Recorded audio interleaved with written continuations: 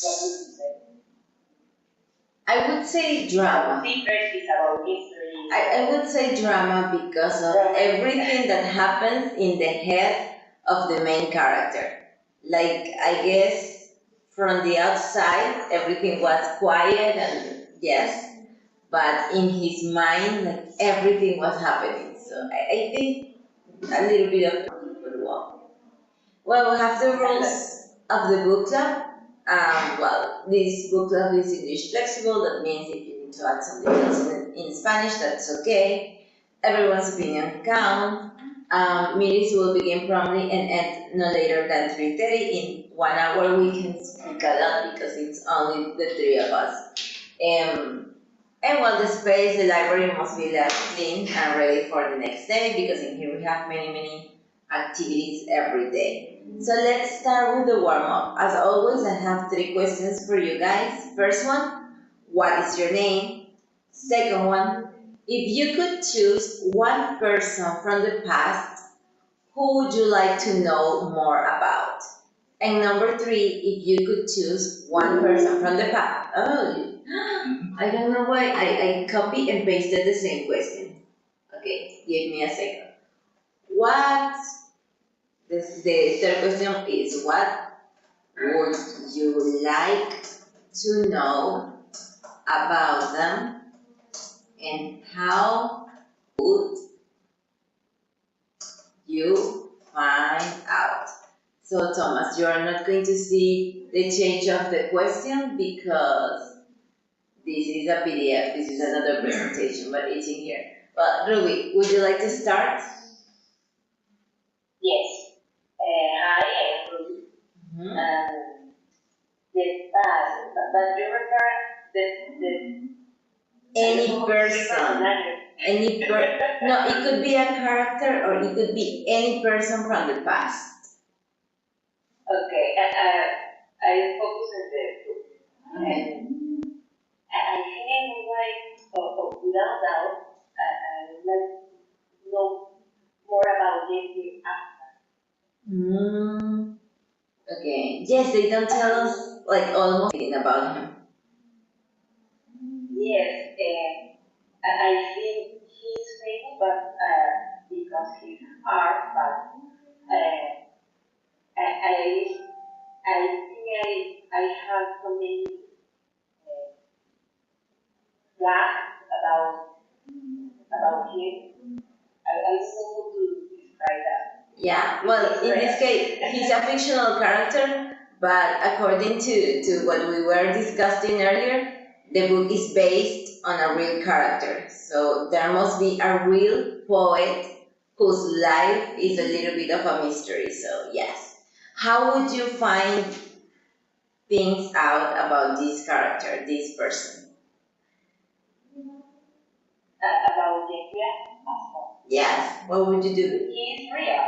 No. He's real. No. Okay. Actually, I was expecting you to choose a real person in question number 2. Okay.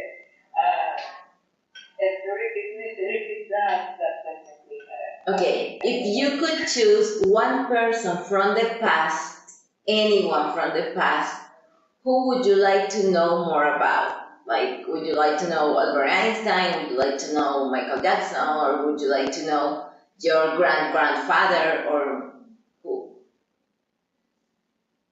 Okay. I think I choose Albert Einstein. Okay. Because, those were examples, but okay.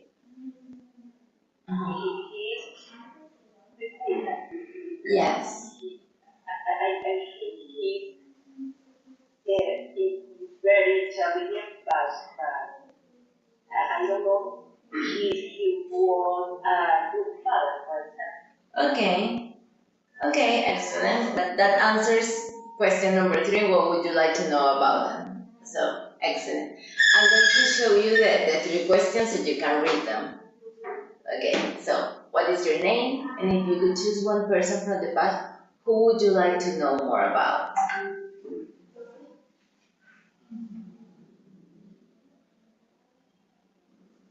My name is Thomas. About the past, on a personal past, I would like to know about, I won't say not a person, but like the price of the past, like the birth age, the coordinates, because there was like important sources that was the people from the sea. Basically, it's why a very powerful army that wiped out a lot of civilizations from the past. So I would like to know more about that civilizations. Okay, and how would you find out about them? About their culture, about basically the culture, like how they used to live, because it was a very long time ago. Yeah. So it's kind of difficult to know that. I think that's very interesting to see how other people in the past live. I think I would like to meet like one of my ancestors, like I don't know, maybe one of my grandfathers because I didn't meet them or anything. And I don't know how I could find things about it. I think I would be asking my family. I haven't, so I don't have a lot of information about them. But yes, I think that's what I would like to know. I read this book that is called, there is no name in English, I don't know what the name in English. In Spanish is Un sombrero lleno de cerezos. But the original book is in Italian. And in the book, the author talks about their ancestors, like their parents, their grandparents, their grandparents, and grandparents. So she's in like the 1700s, and she talks about their lifestyles and everything. But for me, it's very interesting because she really knows their lives. She knows where they were born.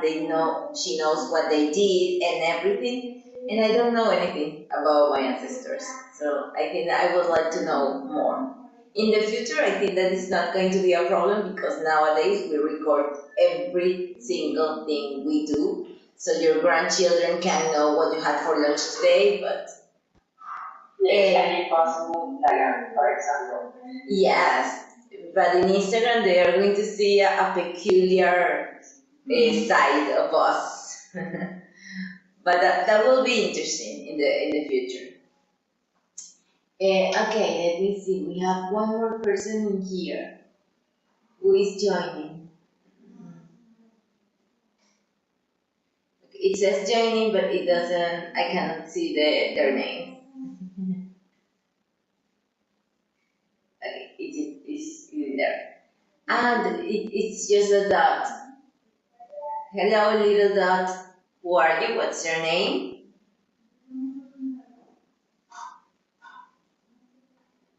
We have someone connected, and the name is just a dot. So welcome, Mr. Dot.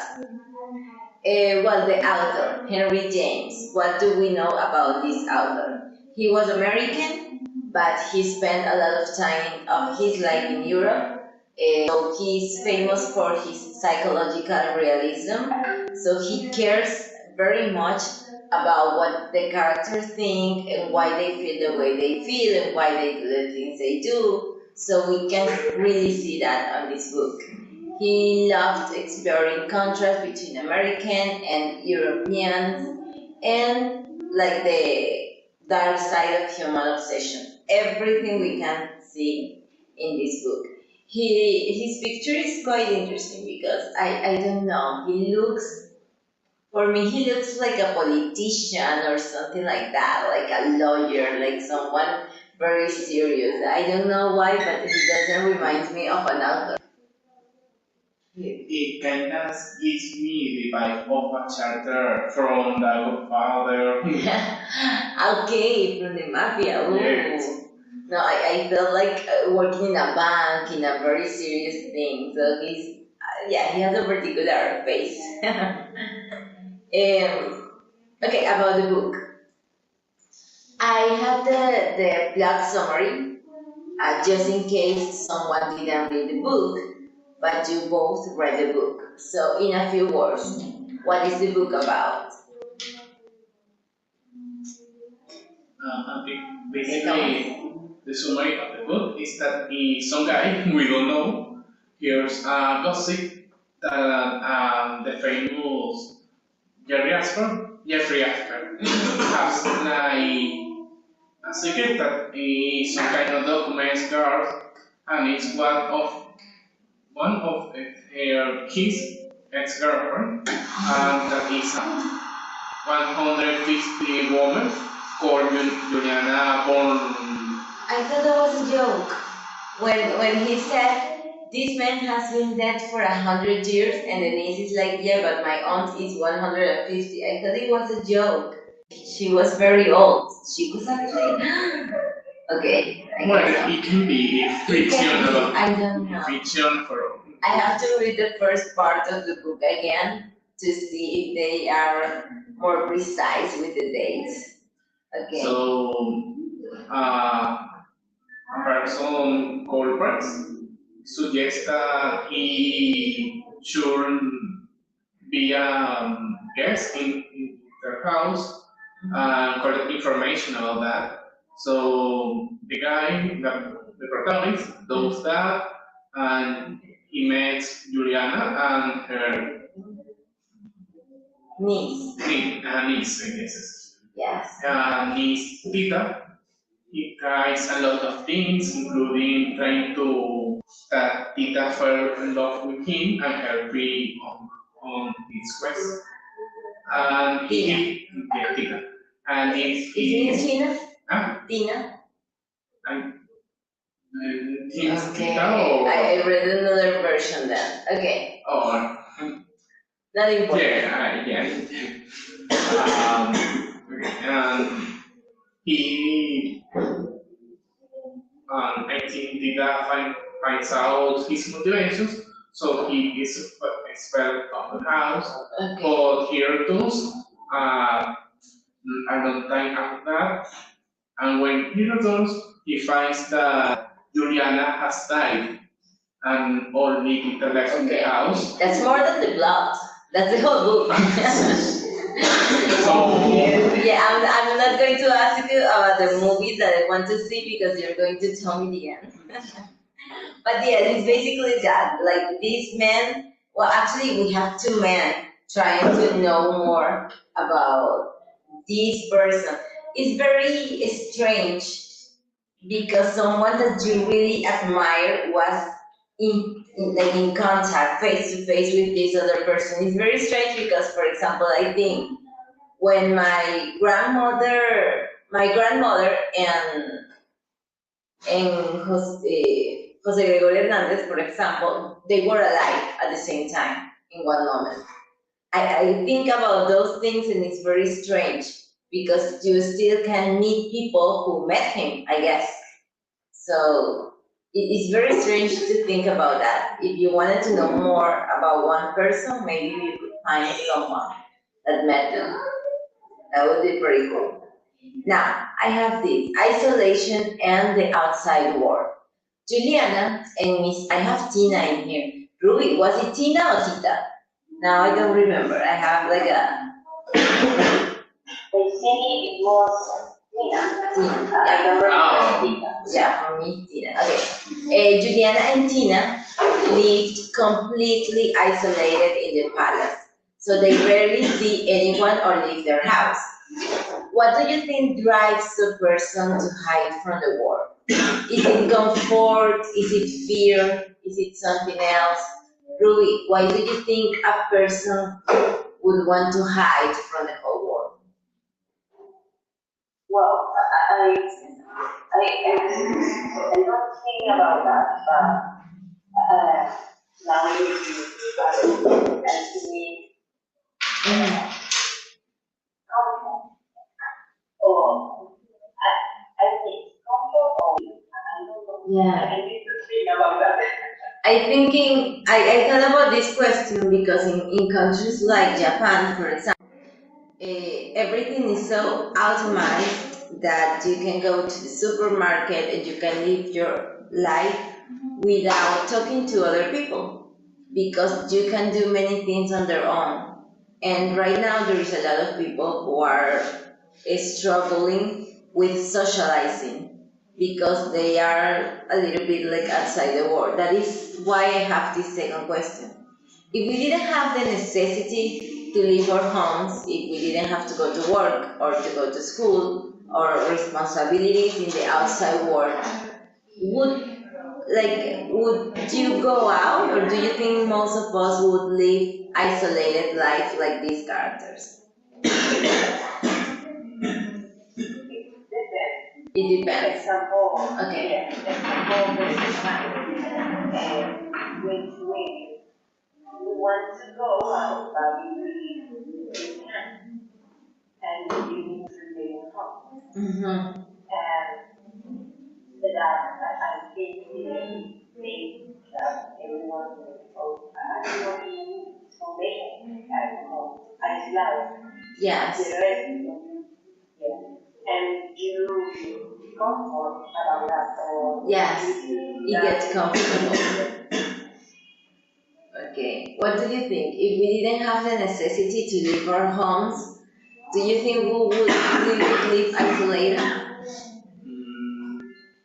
Yeah, because it's more comfortable.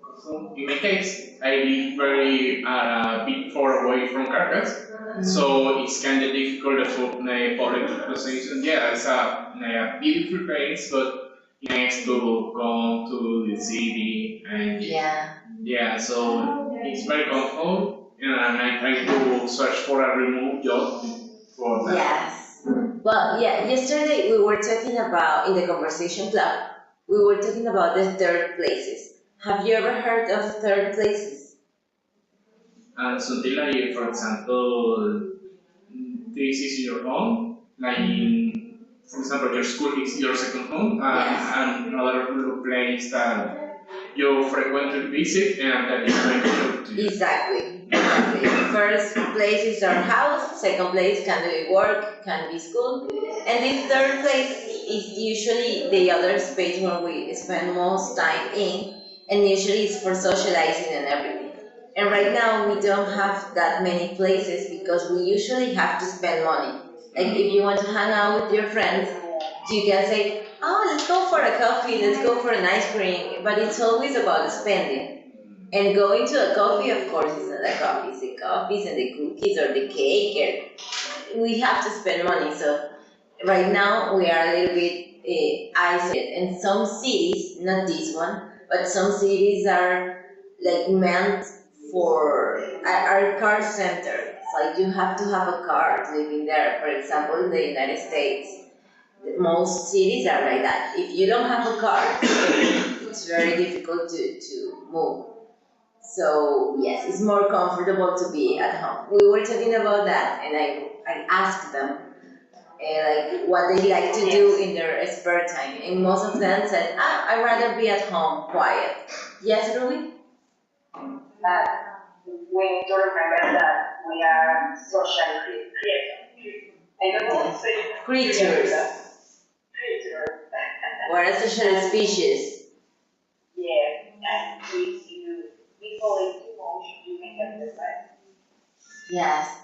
It's true that we need social contact, but at the same time, it's true that it's not always comfortable. So sometimes if you are not forced. It's more about balance.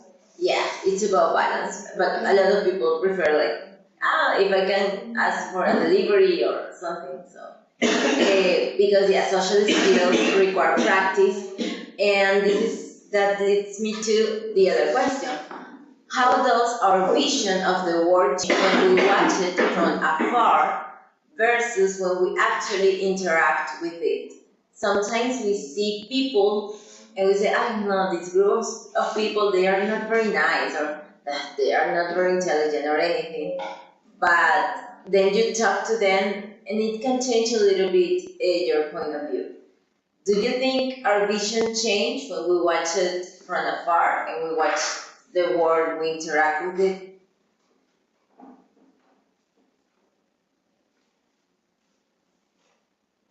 That happens. It's when you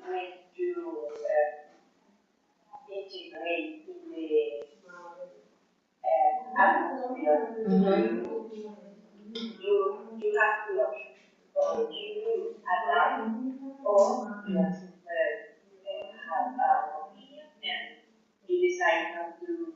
together and your identity.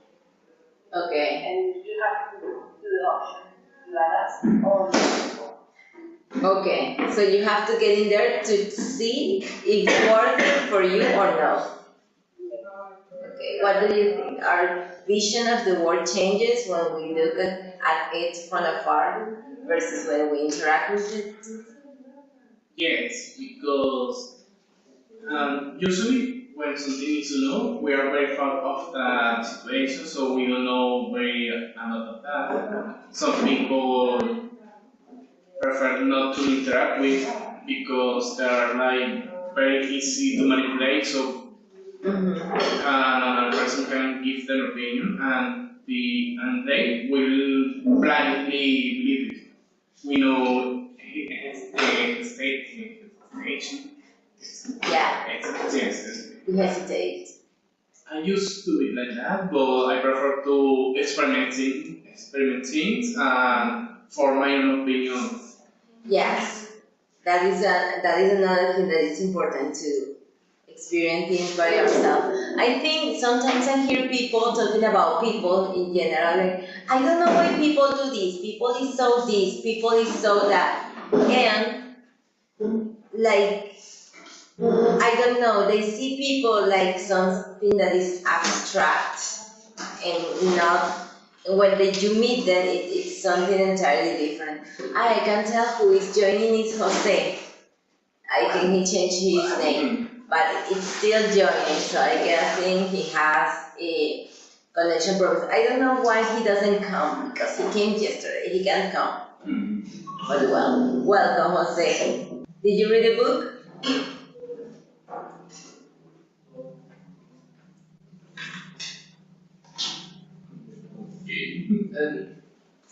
Yeah, I'm guessing it should be the connection probably.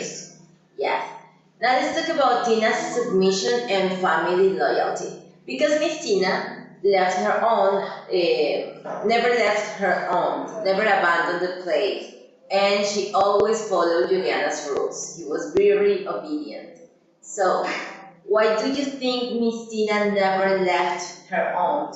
Was it out of duty? Was it out of love or fear? Why do you think she stayed by her side in the palace, locked?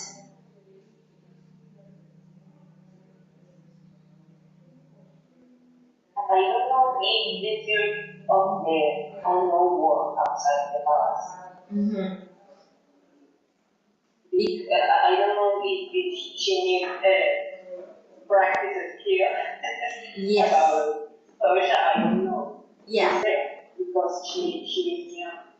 Yes, she knew the word because she talks about the past, but probably she didn't have the ability. Probably her own was always the lead, so the leader. So yeah, maybe that's it. She wasn't young, but she was young compared to her own. So I think she was still on time. I don't know how old was the need. They never tell us. Like I guess she was in her 50s or something. Something like that. But yes. the way I think she is always in the problem. I don't.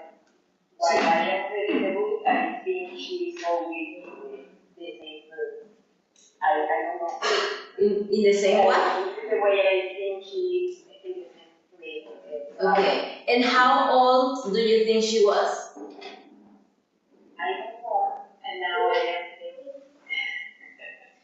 Because they said middle age, and I don't know, I think that concept has changed. And in the past, middle age was like starting 40s or something. Right now, we don't see it that way, that much, but I don't know. But well. What do you think Juliana really felt for her niece? Because for me, this is very strange. Like, she kept her very close, and I don't know if she was overprotective, maybe, or she knew she needed her. So I don't know if she intentionally isolated her. So what do you think Juliana felt for her niece?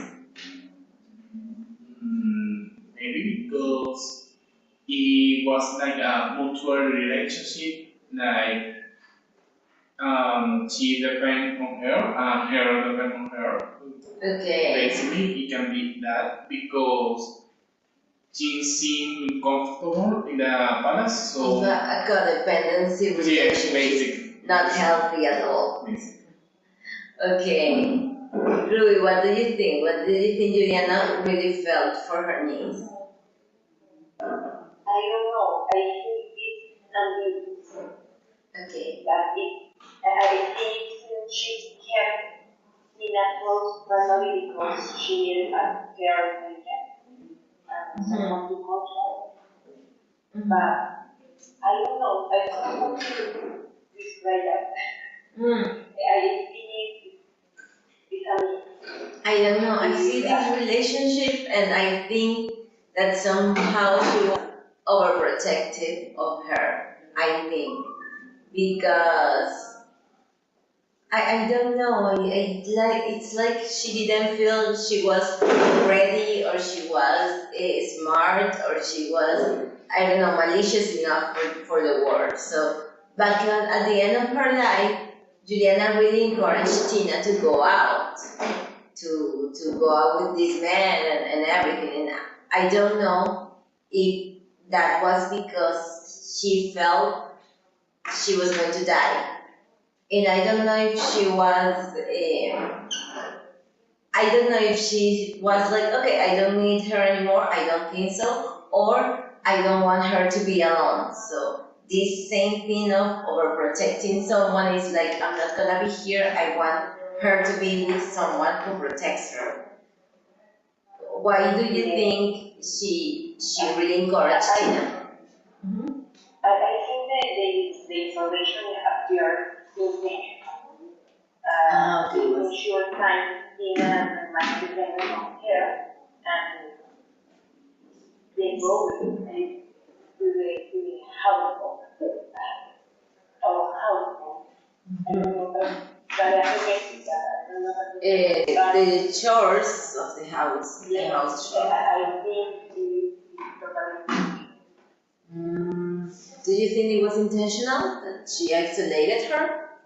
I don't think so because, like I said, entonces Tina seemed comfortable in the palace, so it doesn't seem it was there for obligation, basically.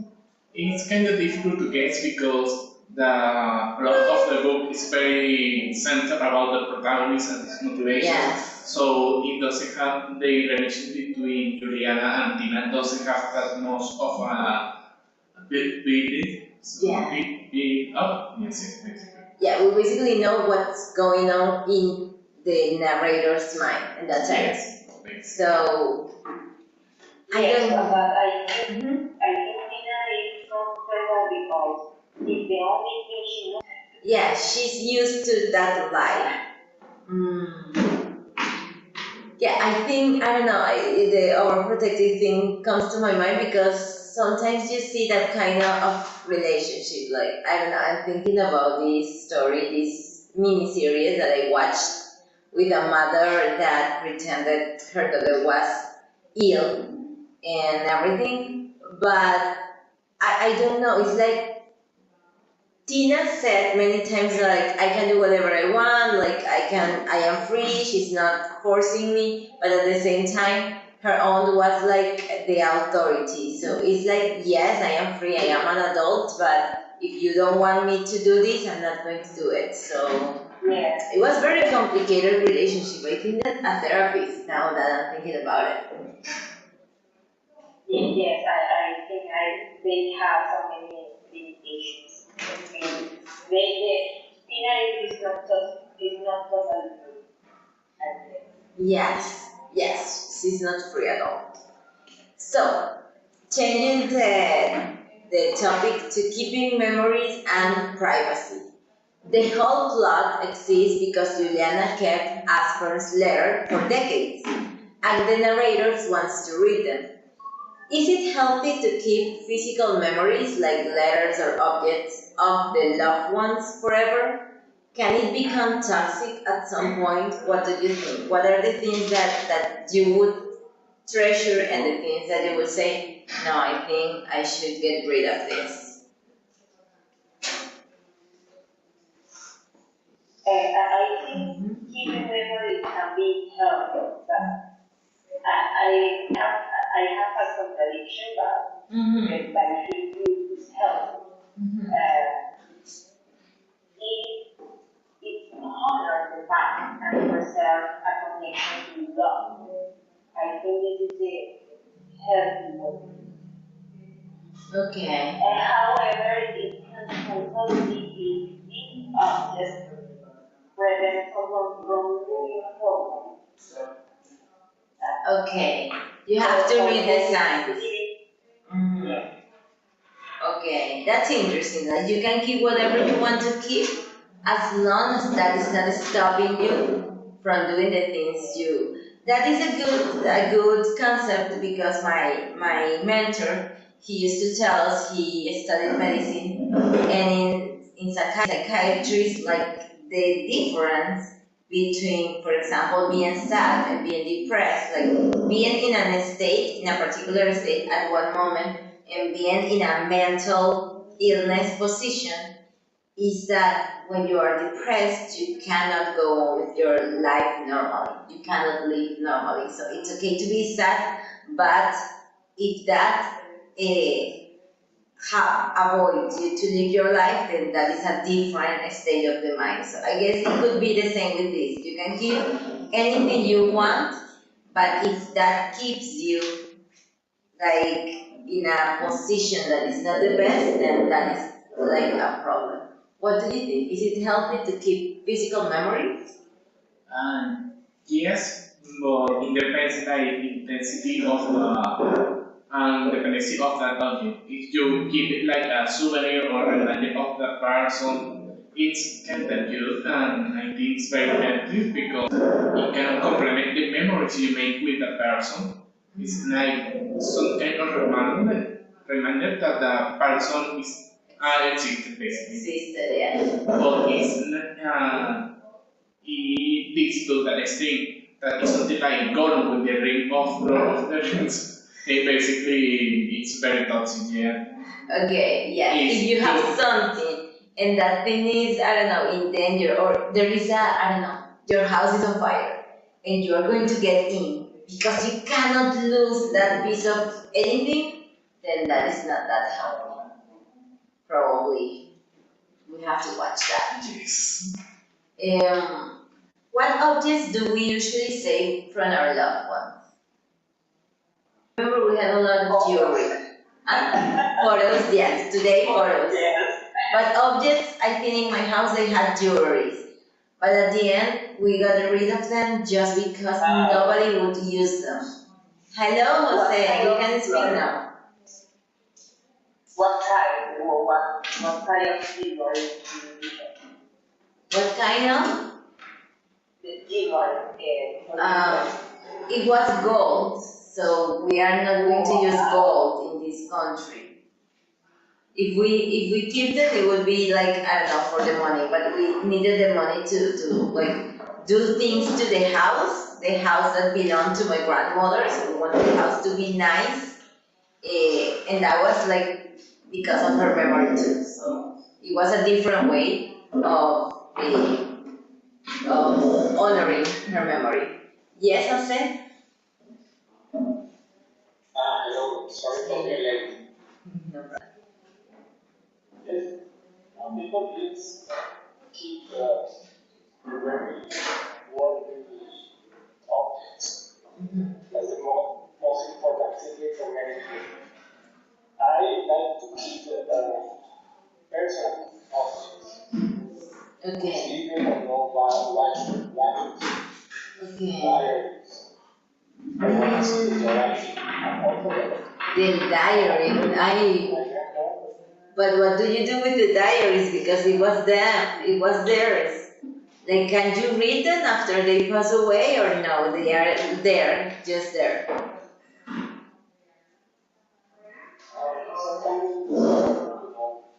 Yeah.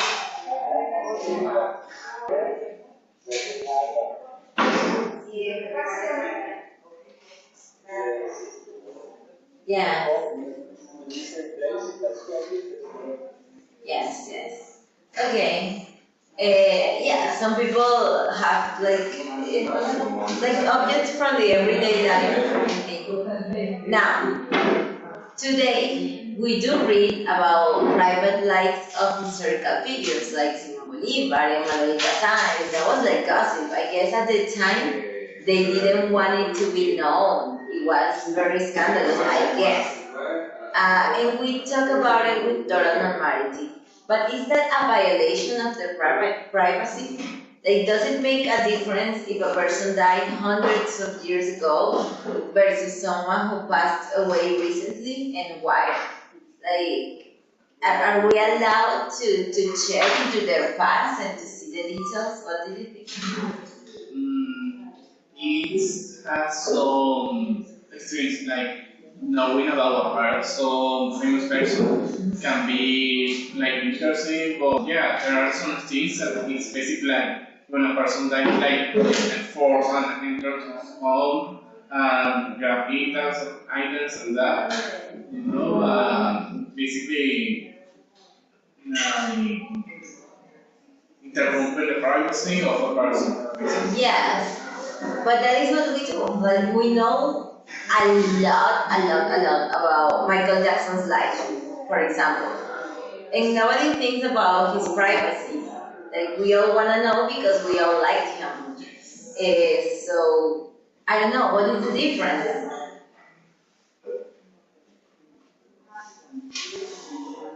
Like, would you like your diaries to be read hundreds of years after you pass away? But at least it be remembered. Is it? No. You're going to burn them. Give them to the grave. Take them to the grave. I love the idea of writing a diary. Many women have that. Well, ignore the diary, but in general, like all of the things of your life. Imagine, like, I don't know, a person had an affair with someone, or a person, I don't know, have a disease and they were ashamed of it, for example. And after they pass away, it would be like, is it okay to find these things out, to keep searching in the past? Like, oh, I want to know more details about this. Is that okay? I don't know. Because at the end of the day, the person already passed away. So. Nobody has the right to search the private life of other people. Yeah. And I don't know how it's going to be in the future. Today, nobody writes there. Yeah, but we all record everything in videos and photographs. I think with AI, you can like reconstruct the lives of someone, and probably the AI is going to give you a psychological profile of how was like the personality of your grandmother. I think that would be very easy in the future. Like I analyzing my Instagram account and seeing, okay, this person likes this person likes this person have this type of friends. So I don't know if privacy will be a thing in the future. But we know a lot about historical figures. I put an example in Simon Bolivar. Like, that wasn't his wife. So we talk about it like nothing. There is a book about her sister, the sister of Simon Bolivar, but she had an affair with a younger guy. Yeah, probably she didn't want us to know that. Like, imagine having an affair and people in the future talking about that. It's like, oh my god. It's too much. But it's because of history. We want to know because they are historical figures, and we admire them. Like, we admire Simon Bolivar, he did a lot. So I don't know. Is that bad to know that? To want to know? Wanting to know is bad? Okay,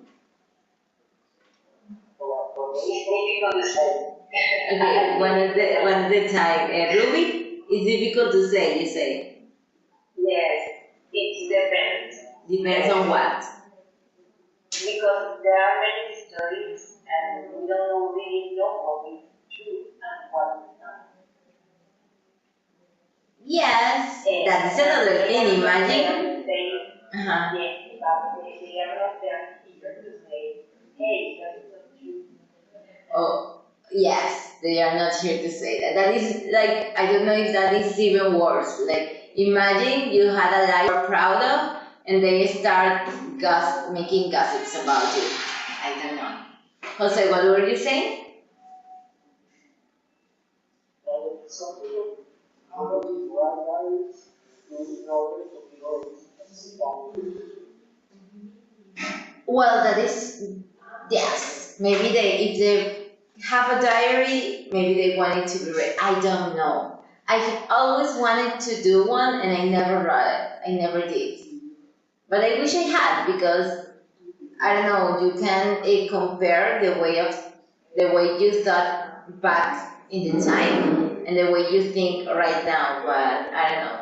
I think I never did it because I really don't want anyone to read them. So, what do you think? Is it different?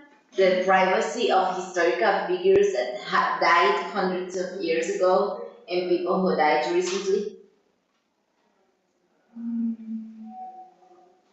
I don't think so, because despite they died 100, maybe decades ago, there are some people related to him that will matter about that person's privacy.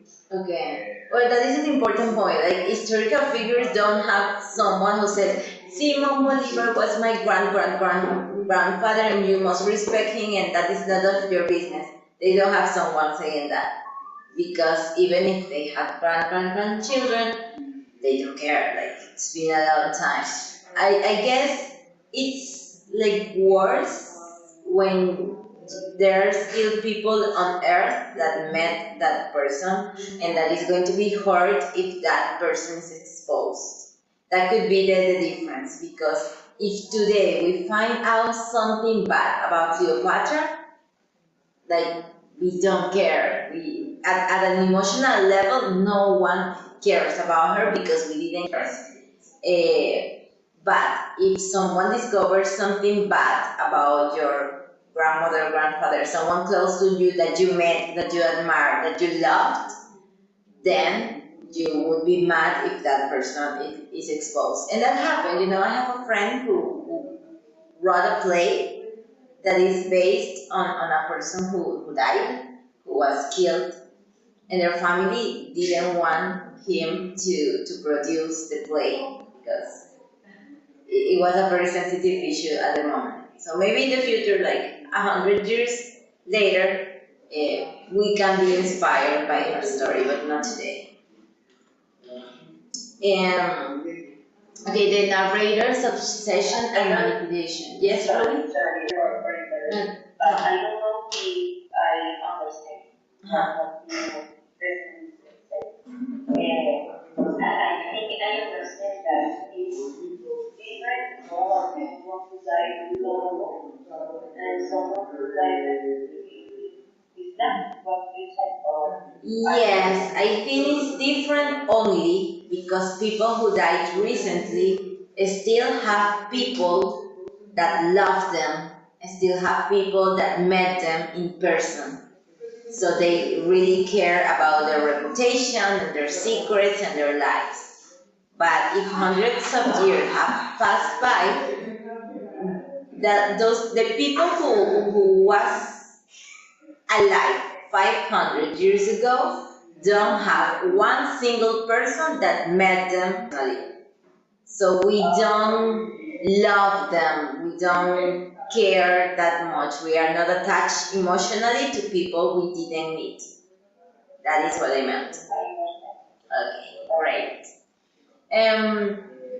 Okay, the narrator's obsession and manipulation. Do you think the narrator is very annoying not have a name? Do you think he imagined he would go that far when he first started his mission? Or he was like, okay, I'm into this, I'm very into this. What do you think?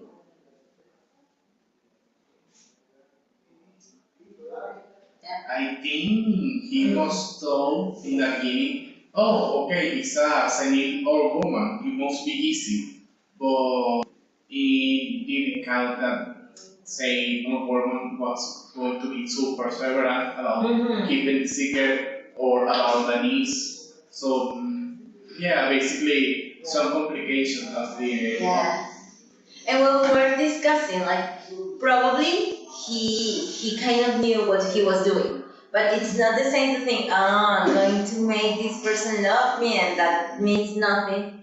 And when you meet that person personally, like, you know their feelings, you know they have thoughts, you know they have a life. It's more difficult to make any damage to them because you know them. It's not the same to think about someone that you don't meet. Is like abstract. So, and he also, this is something that calls my attention. He always makes assumptions about Miss Tina's stuff. Like, she must be scared, or she must be thinking that, or probably she's mad at me, or probably she's in love with me, or whatever. He always makes assumptions. How often do we do this in real life? Like, we think, okay, I think this person doesn't like me, or I think this person is not very nice. I think wants to, I don't know, scam me or something. How often do we do this in real life?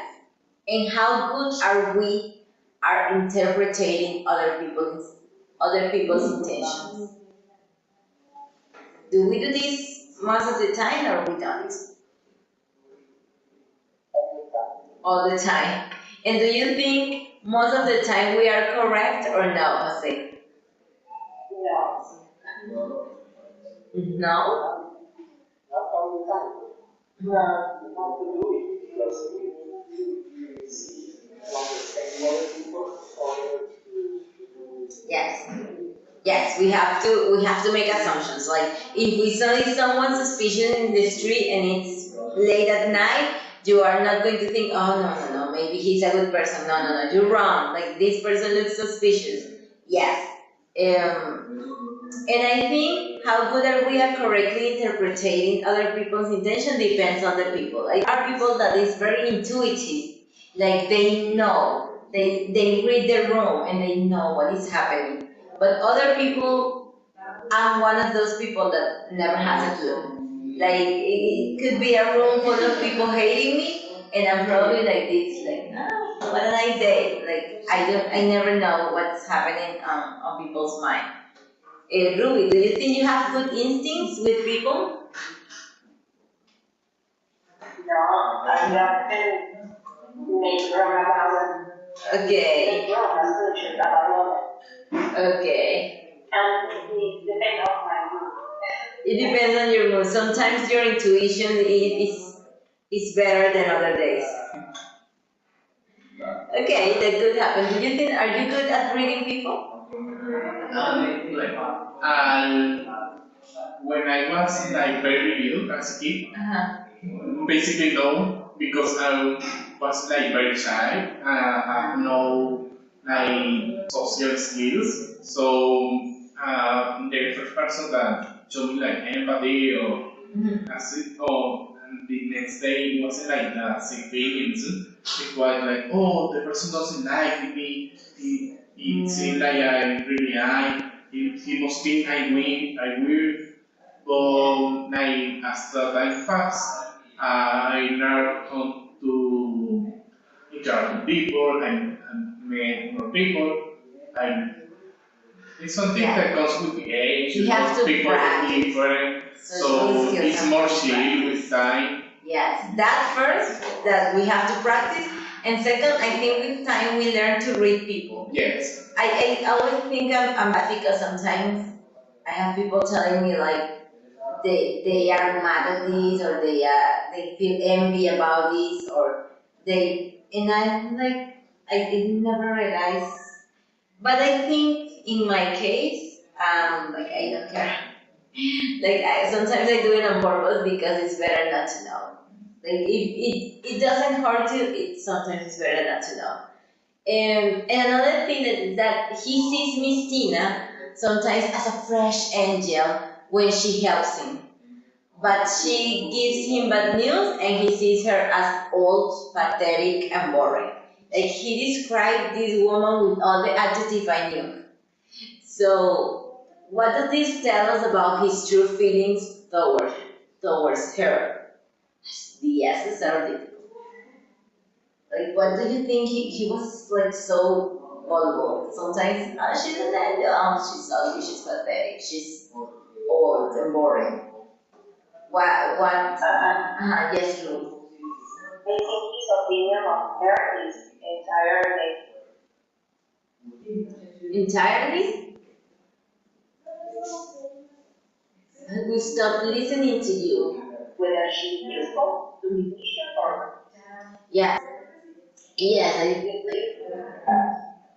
But it was so strange that he literally perceived her as beautiful, or no, not beautiful, but as an angel or as like prettier when she was on his side.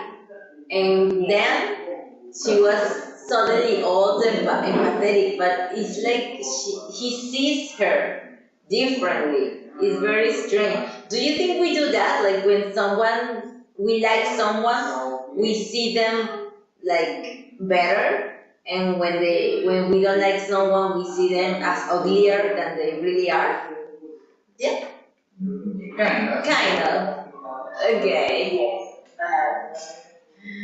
Okay, that's a good answer. Kind of. Yeah. It could be. Sometimes, yeah, maybe not exactly, but you start like, oh, she's so ugly. What do you think? What does she think she is? She looks like, I don't know. We start saying these things, and yeah, our brain believes everything we tell him. So, yeah, okay, I have 2 more slides in here. We're finishing. When does a hobby interest turns into an unhealthy obsession? Because he was really. Do you think that obsession with the papers was like justified or no? I think it was for satisfaction, like have a feed under his belt, like, hey everyone, I have found out this mystery that happened last time, so It was an ego thing. yes, basically. I thought it was curious. Well, for me, that I was curious about the papers. I really wanted to know. But yes, probably he just wanted to be like the first one who found out this about the author. So yeah. No, I don't like this question. Okay, to conclude. In the end, who do you think is the real villain of, or the most selfish character in history? The obsessed narrator, the controlling aunt, or someone else? Who do you think is the real villain of the story? Was there a villain? Maybe not. Maybe we saw the tale of 3 very obsessive people, because Tina, you would say at the first time it wasn't going to be like that, it was like a victim, but at the end, like trying to marry the protagonist by the force, basically. It was like obsessive. Yeah, that was a little bit low. Yes. Low, but I think she didn't mean bad, but she thought, okay, I'm going to solve my life like this person is going to protect me. I don't think she even likes him that much. I think she just felt safe, and that's it. Ruby, Jose, what do you think? It's difficult to choose one. Huh? Because it's difficult to choose one. Okay. Because both characters do bad things on their own reasons. Yes. Perhaps they are all just Juliana was like, give me the money. because they don't think about others. Yes. Jose, what do you think? Who was the most selfish character in the story?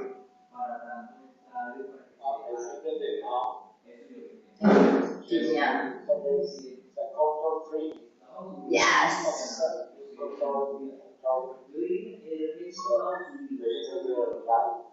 Yeah. It's very strange because Juliana, for me, it sounds like a young woman's name. So, I don't know, the teeny tiny old lady called Juliana, for me, it's strange. I think, yes, she was selfish, but she didn't have any obligation of sharing those papers because they were hers.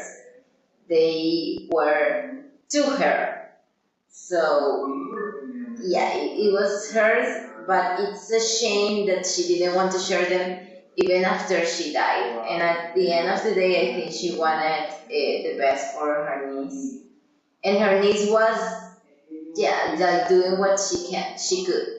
So I don't think it was that bad. We are finishing, I don't know, Ruby, Jose, do you have cameras that you can turn on so we can take a picture? Because I never have pictures of the club. I don't know if you have. Yes, this time I have one. Aye, perfect. And Jose, what about yours? Mine is not working. Okay. So, okay, a selfie, so we can have the camera and we have Thomas in here. I need more light in here because you are not in the camera because you don't. Can you get closer? Because the laptop, we don't see Ruby. Maybe in here. No, this way. After the laptop, behind the laptop. In here. Now, there we have. Thank you very much. Remember, I'm still looking for suggestions for next month's book. This one was a little bit longer, but I really liked it. I really enjoy it. So, if you want to make a suggestion, it's welcome because I have no idea. Like, the books I have already read and I really like, they are very long, so they're not good options. So, yeah. Thank you very much for coming. Thank you, Ruby. Thank you, Jose, for connecting. Thank you. Bye. Bye. Ruby, you must come one day in person because I don't know you. I know Jose and I don't know you.